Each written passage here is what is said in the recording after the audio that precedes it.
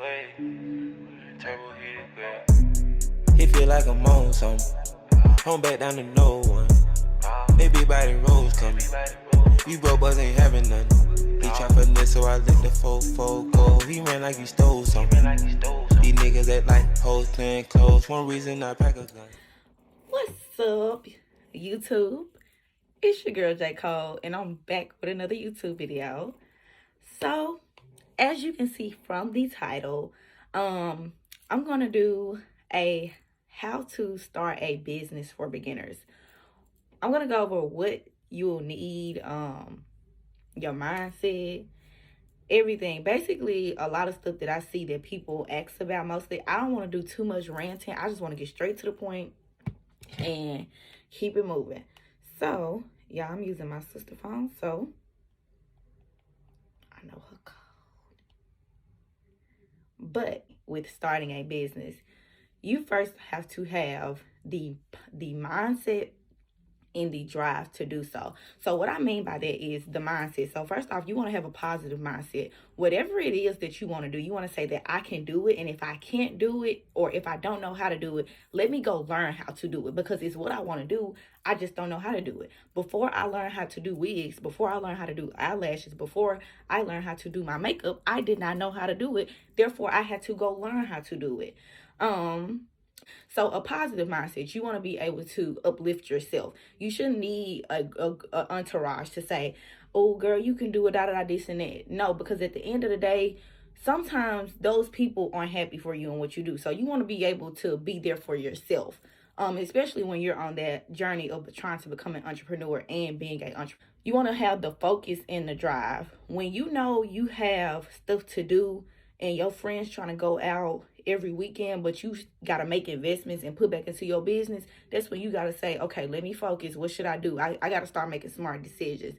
The drive, you got to have the drive. When you got to wake up those early mornings because a client booked at 6:30, you got to have the drive to get up and say, okay, let me go. That could potentially be one of your best sets or the best hairstyle that you did that day. You just never know. So you want to have that drive to get up and go no matter what. Show it for your business how you show it for someone else's business.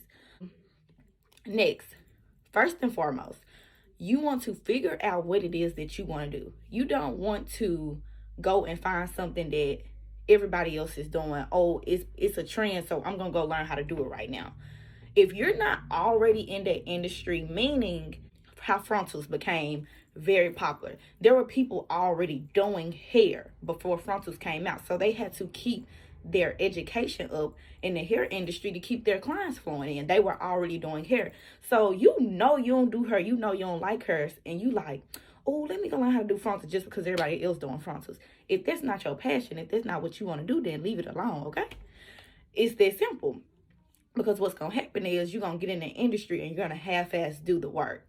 And don't nobody want no half-ass done frontal, if we're going to be honest, for real. You're going to get in the industry and you're not going to be happy because it's not something that you want to do. If your mind, if your heart, if God doesn't say that's what I need you to be doing right now, don't do it. Find something that interests you.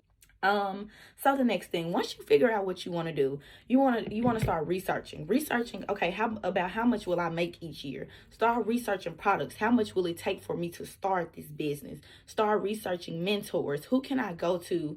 Who can I go watch? Who can I ask questions? When you see people out here that's fire at what they do, or even you have a friend that's fire at what she do, don't be a hater, okay? Go and say, girl, I'm going to sit here and I'm going to be a sponge and soak up everything that I need to soak up. Pay for your trainings. Whatever it is that you want to do, don't go to a training. Oh, girl, okay, so I found this girl where her training is $300, but you got this girl over here, she charging $1,200. If that $1,200 is worth it, pay that $1,200, because you never know when you're going to take off. And you're going to be like, dang, that $1,200 was really worth paying. Like, for real, it really was. So don't be cheap about it.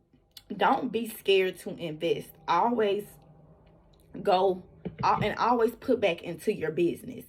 Once you start that business and you jump start it, you still want to put back into that business. You still want to invest.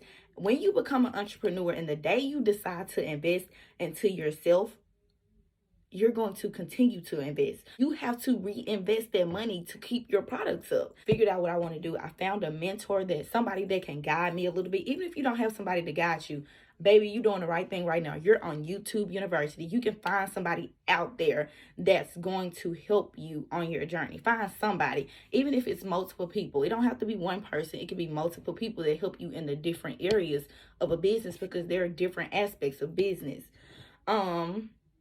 Okay, so 4. I know I just said this in the last point, but this point is very important, which is why I made it a point by itself. So you want to make sure you have the funds to start whatever business that you want. Don't come in and be like, okay, I got it here, but I don't have it here. I'm going to pay for this part right here, but I'm going to half-ass it right here.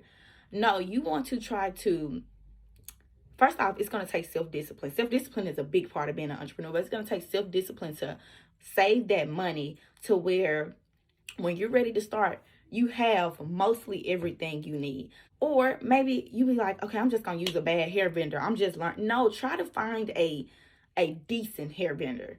You don't want to just go with somebody that, oh, I'm just learning, so I'm just going to find a bad one and keep it moving. No, don't do that. And then sell the wigs to people, and then your reputation of your hair company is basically, because word of mouth is powerful. Make sure you have the funds to start. Funds are, a lot of people will be like, okay, I have the vision, but I don't have the funds. That's really one of the biggest problems with people trying to start their business. You have your funds, you have a mindset, you know what you want to do. Baby girl, I'm ready to take off. Okay, take off. Go ahead, take off. No, for real. So, your logo, inventory. Now you're going to start planning exactly what you want to do. So you want your logo. So when you think about your logo needs to be attached to something that means something to you. Your colors, look up the colors and what the colors mean to people. Like, a lot of people try to stay away from pink when dealing with girls, but pink is just an attractive color for girls. You want to look up your business name. So your logo, you want your logo to mean something, and also the colors. Be very careful when you're picking your colors, because y'all, I picked yellow for one of my brand colors, and I'm not gonna say that I regret it, but it's very hard for yellow to show up on something. Be okay with telling whoever makes your logo that you don't like it, because one thing about it, you're gonna know when you get the logo that you want, because it's gonna pop for you. Like my last logo I got, I was like, that's it. So be careful with how much you're paying for your logo and the type of work that you get back, because if you're paying $5 for a logo, you're gonna get $5 logo back. You're gonna get a $5 logo back. Okay, so next we're gonna go into inventory and product. Anytime you're doing a service, always try to think about products and selling products, because when you're sick, you may not be able to be there. So think about products.